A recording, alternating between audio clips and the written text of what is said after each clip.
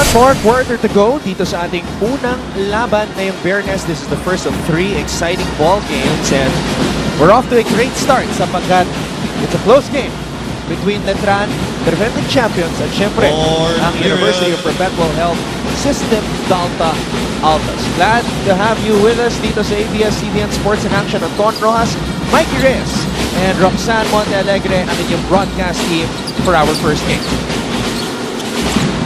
Ng bata, pinigay dito kay Luib, shoots for 3. Too strong, almost a rebound for Soliano. Players hustling for that basketball. Luib throws it down low to Pinto, who gives it up to Soliano, just couldn't put it down. And the Bright Akweti effect yun. Pag-angat nitong si Jom Soliano, sumabay.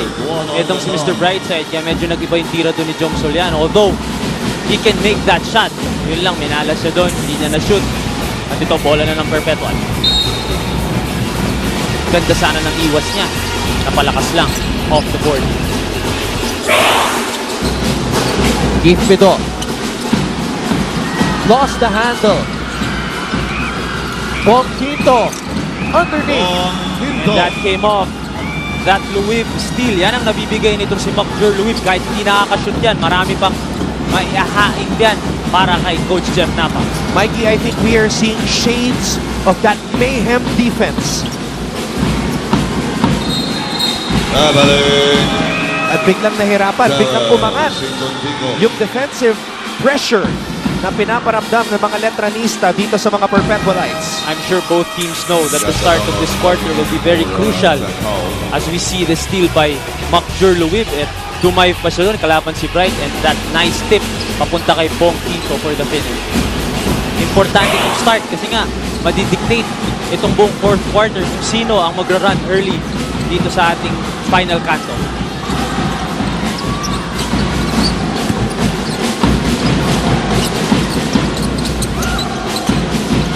Soliano. And there's a push-off by Bonquito. Number 19, Bonquito, is fourth. Baby Calvo for Bonquito.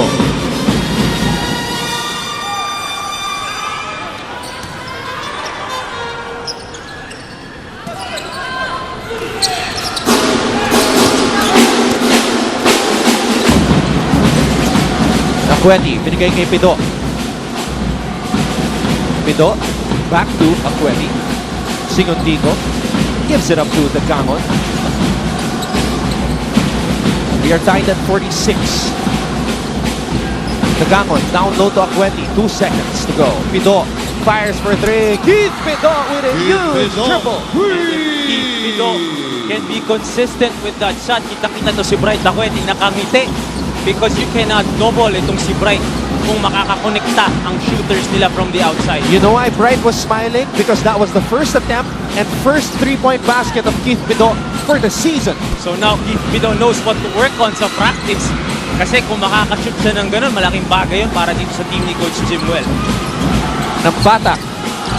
Akweti falls down to the delight of the crowd and Ray ng Bata just stung Bright Akweti. Minsan di ko na naiintindihan paano pa nasi-shoot itong si Ray ng Bata. Ang bola, medyo napayungan na siya doon. Pero what a finish there for Stingray. And this was that stinging triple by Keith Pido. I think the ankles of Bright Akweti were broken here. And the finish over 3 people itong si Ray ng Bata. Natatawa na lang siya, Ton. Last game pa natatawa yan. Gusto mo siya ng 40. But more importantly, only a 1-point game here. Kaya lang, 2 straight missed free throws na itong si Ray ng Bata. Alright, Roxanne was able to speak to the coaches. Let's see what Rox got. Rox?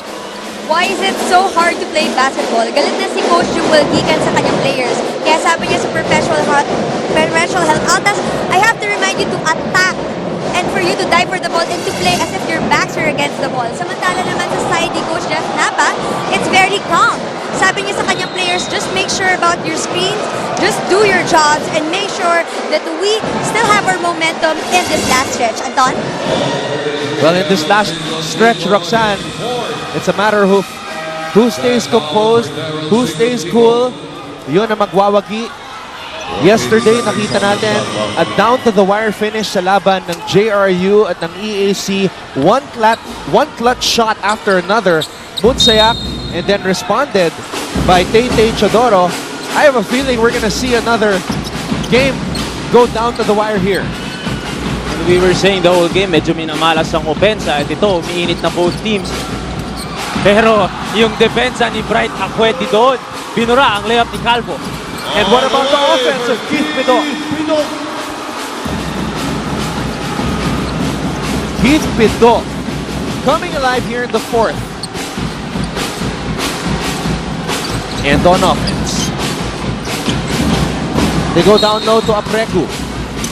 And we rarely see them give a post-entry pass to Apreku. Pero maganda yung nakita doon ni Ray ng Batak. Itong si How napunta kay Felix Apreku at binigyan niya kagad ng bola dun sa ilalim. Good foul dun para kay How at hindi nakashoot si Apreku.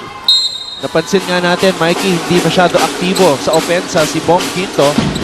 Despite averaging 13 points per game, second leading scorer para sa kanyang kubunan. Medyo minamala siya ngayong araw na to, pero marami rin siya na-contribute para dito sa Letran. May mga magaganda siyang pasa. And of course, his defense.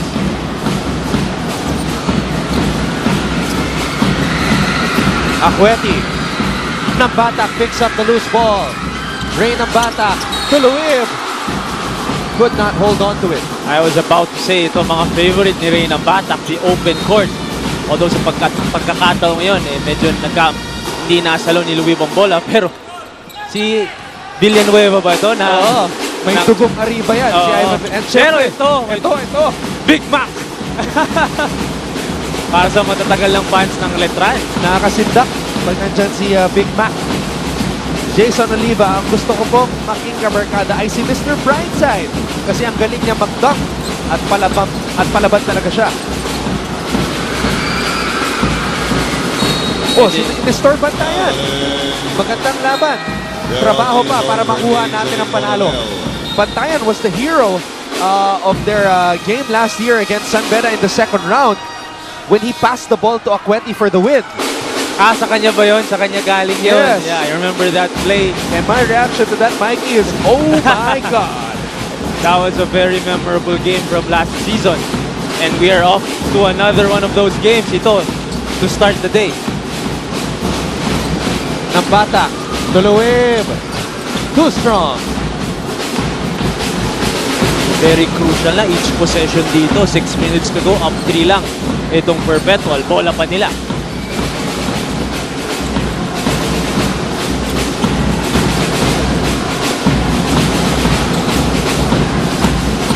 Akweti in the post, working.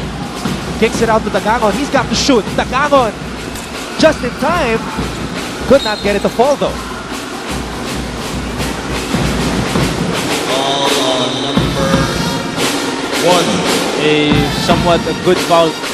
Hindi Hindi pala, bad foul penalty na dito. Ang Perpetual, I was gonna say na stop itong buwelo ni Ray ng Batak to the open court again. Pero being in penalty, bad foul doon para kay Bright Akweti. 2 free throws. Easy shots for Ray ng Batak. Although yung last 2 free throws niya, na-miss niya. Pero pwedeng dito makakuha ng rhythm ulit itong si Ray.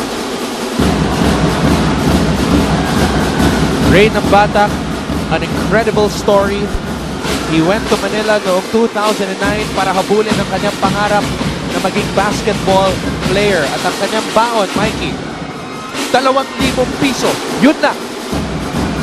Kita mo naman kung nasan siya ngayon. 40 last game, 17 and 8 ngayon. Galing sa 2,000 yun. May 2,000 din naman ako.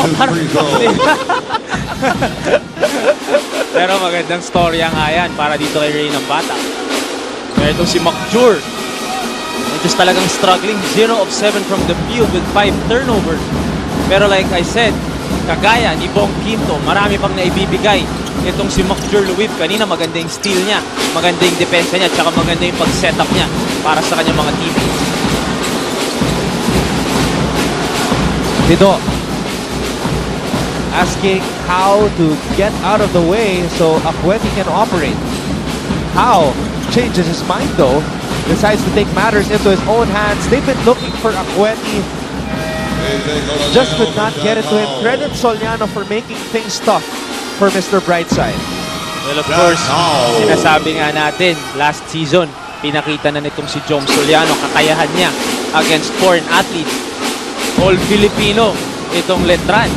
He was the one assigned to guard the likes of Ola Adiogo, Colwell, Oraime, at itong si Bright Akweti. So talagang pinapahirapan niya itong si Bright today. Nothing new for Jom Soliano. Sanay na yan, going up against taller and more athletic big man. Eh, talagang malas din naman talaga. Itong si Bong Quinto, an easy two there, na-miss pa. Sayang, that could have tied the game for Letran. Pido gives it up to Dagamon. Now they get Brightside underneath, and Mr. Brightside is able to score. All they need to do is give Mr. Brightside that ball. Easier said than done, of course. Kasi dinay ito ni Jong Soliano. Pero pag nakakuha ng ganyang kalalim, itong si Mr. Brightside, automatic na yan. And the foul. Another 3-point play opportunity dito para kay Mr. Brightside. Bright Akweti. He's only 19. And he started playing basketball at age 13. 19? Yes. Right? He's a grown 19-year-old man. Bilis ng puberty nito. Mga 9 pa lang ata. Mga 7 nag-puberty na si Bright. Balbasarado na, Anton eh. He's a 90s kid, born September 12, 1996, and he gets a block right there. 1996, balbasarado na si Bright na pwede.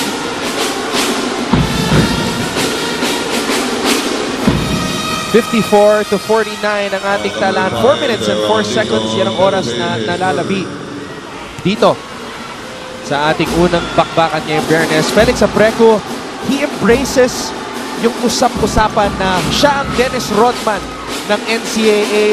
At sinabi niya sa akin, on live television, on The Score, na idol niya daw talaga si Dennis Rodman. Yan naman talaga ang maganda sa mga players na katulad ni Felix Apreco. Accepting his role, he knows na hindi siya masyado makakakuha ng bola. Pero alam niya anong kailangan niyang gawin, and he can call himself a champion for that. Akweti, binigay kay Coronel. Will they wait and set Bright Akweti up ulit dito sa ilalim? At It looks like they're gonna do just that.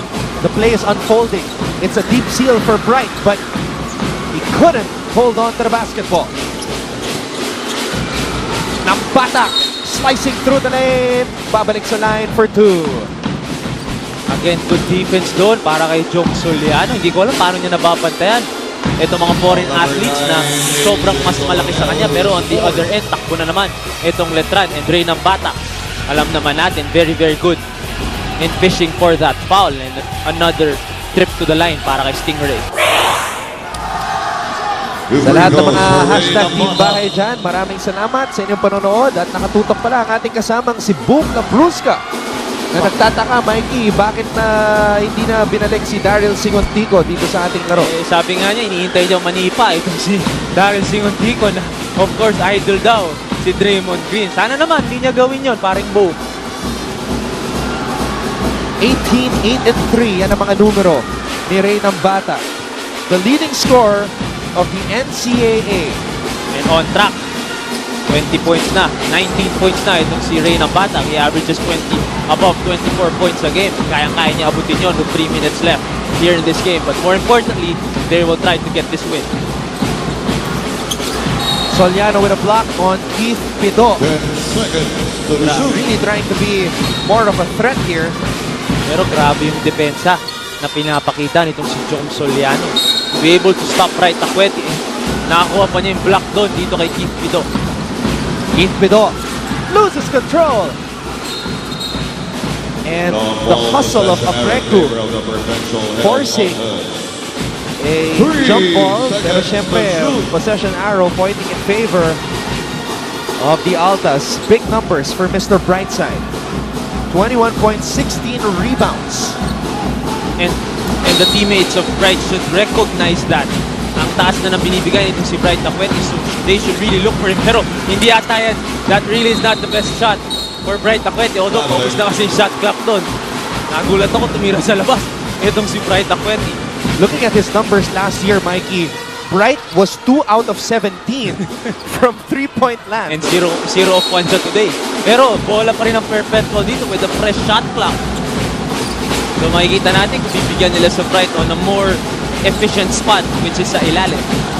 Dagangon, inaatrasan si Nambatak. Dagangon fades away. Gab Dagangon, a big-time shot. Nakita niya doon yung height advantage niya over Ray ng Batak. So talagang tumalon lang siya at inasinta sa ere na para hindi makahabol itong si Ray ng Batak. Calvo kontra Pido. Pido with a steal. Acueti picks it up. Throws it to Dagangon. Dagangon looking for Acueti. Natapik ang bola. At mananatili sa panig ng Perpetual. Ang ganda sana ng patience doon. Igab Dagangon. Inintay itong si Bright pero kita mo yung ikot niya dito. At tinaasan na lang yung talon niya para hindi makahabol itong si Ray ng Batak. Igab Dagangon with a big shot there. Up by 3 itong Perpetual. And with another chance to extend the lead.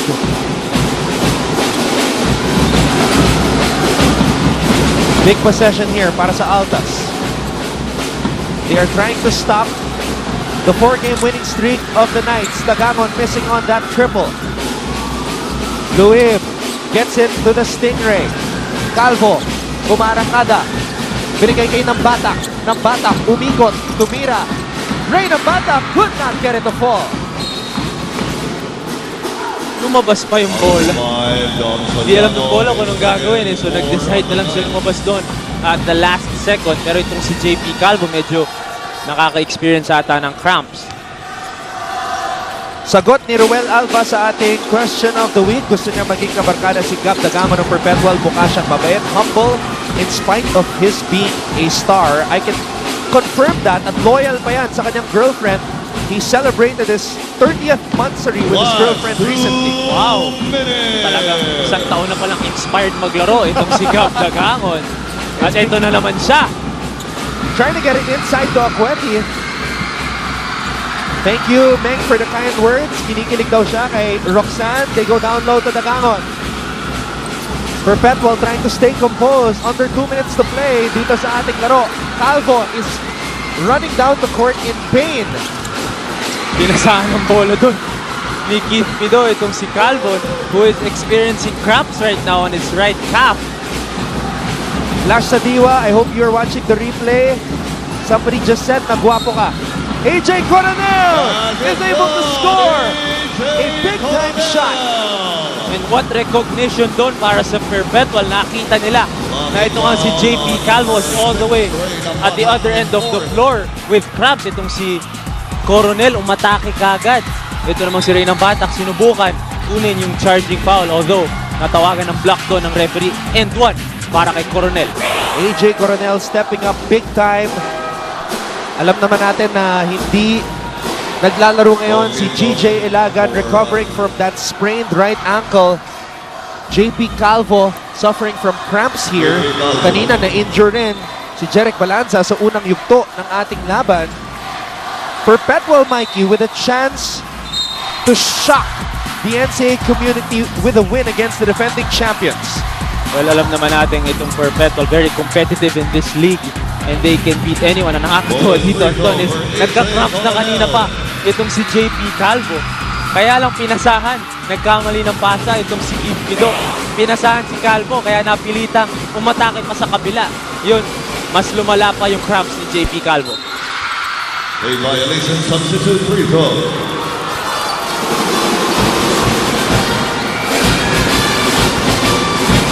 A lane violation was called as we see Mikey Reyes, his favorite spot dito sa Filoil Center.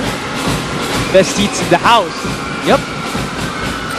And we hope you guys are enjoying sa lahat ng mga nakatutok ngayon sa kanilang mga tahanan. Perpetual holding on to a 59-53 lead. Timeout, Letran.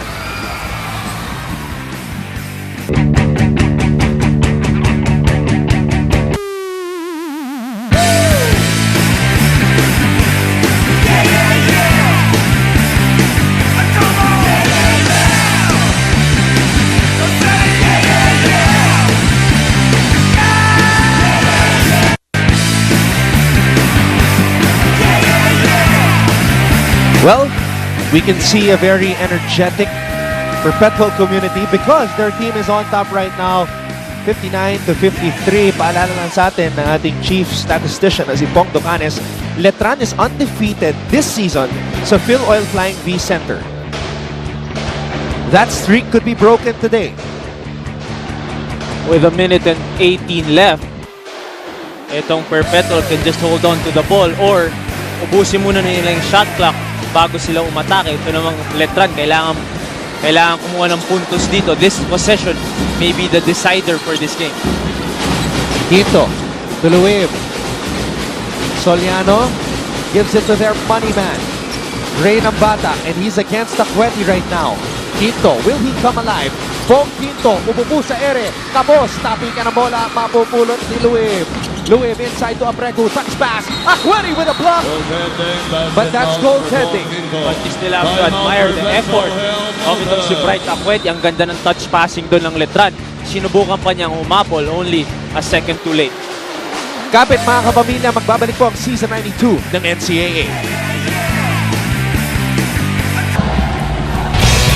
Silipin natin itong huling play ng ating laro kung saan tinawagan ng goaltending si Bright Akweti at kitang-kita naman tumalbog ang bola sa salamin bago natapik ni Akweti.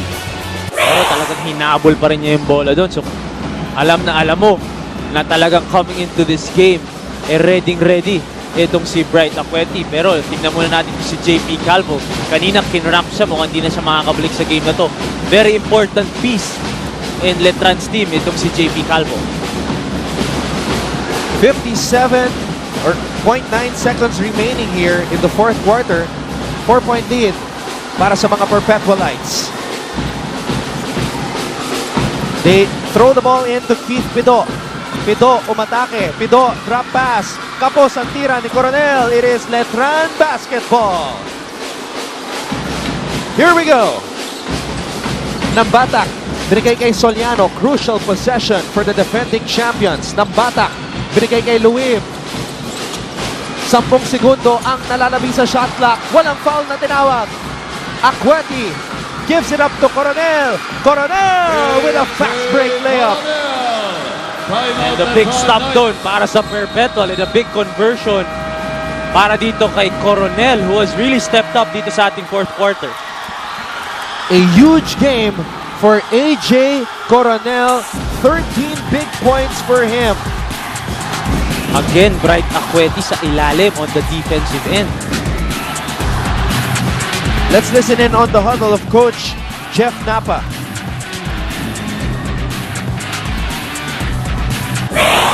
Rom, Felix, Anaga, Bong, Ma, here, Bong, here, Ma, kunin mo, guy, libre, next, split ha, pag wala, di wala, set up mo sarili mo rin, go,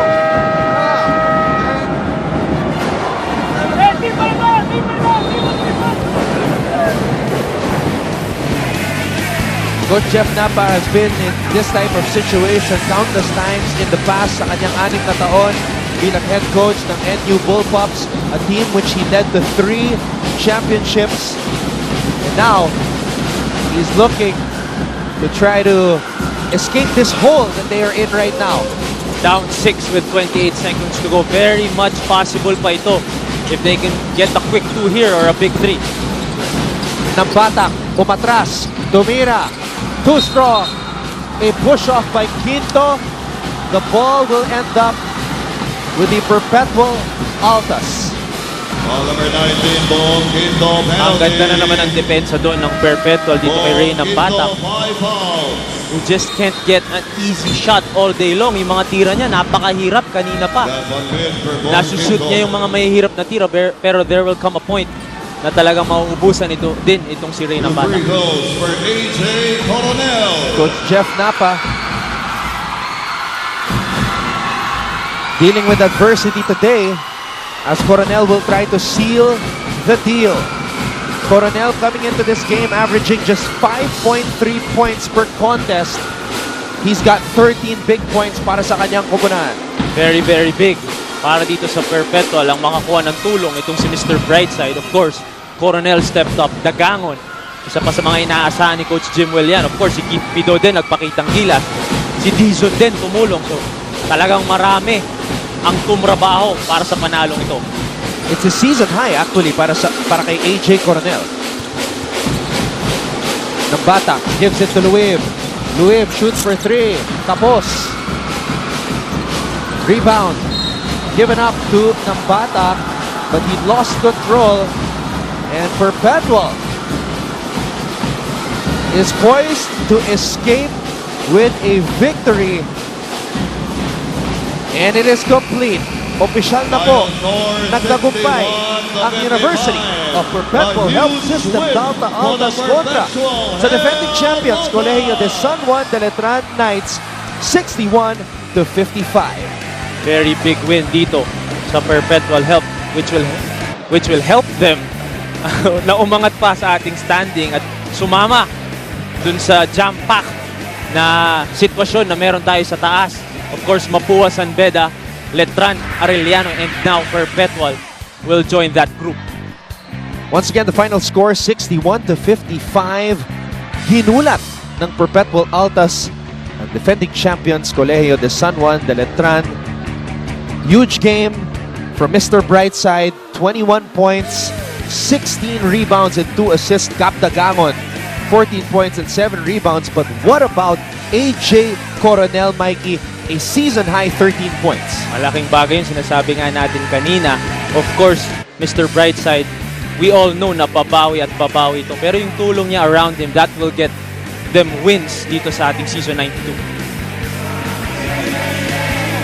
Letran's 4-game losing streak is... Winning streak. Or rather, winning streak has come to an end as Perpetual gets back on the win column.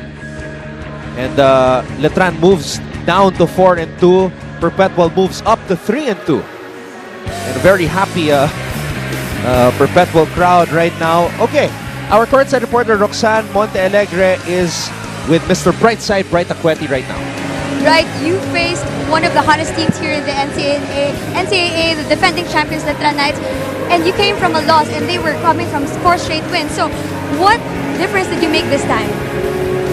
Nothing really, we just came out to play basketball like we always do. And how important and sweet was this win for you?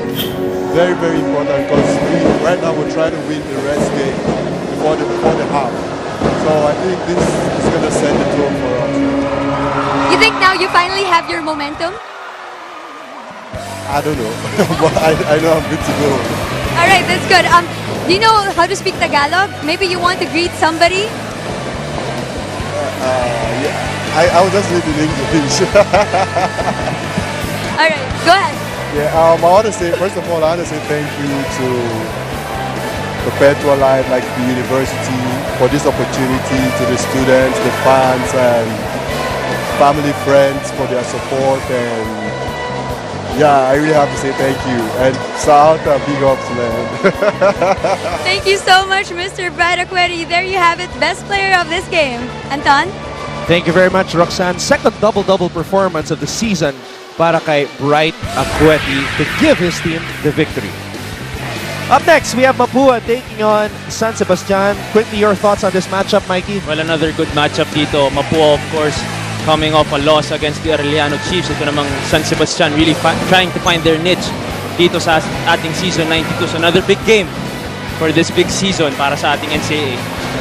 Alright, stay tuned for that one. Once again, nagtagumpay ang Perpetual kontra sa defending champions Letran Knights 61-55. Sa ngalan ni Direk Raul De Ocampo, Roxanne Montealegre, Mikey Reyes at ang lahat ng mga bumubuo ng ABS-CBN Sports in Action. Ako po si Anton Roas nagsasabing huwag po kayong alis dahil susunod na ang laban sa pagitan ng Mapua at San Sebastian dito lang sa Season 92 ng NCAA 10 Kulay, Isang Laban.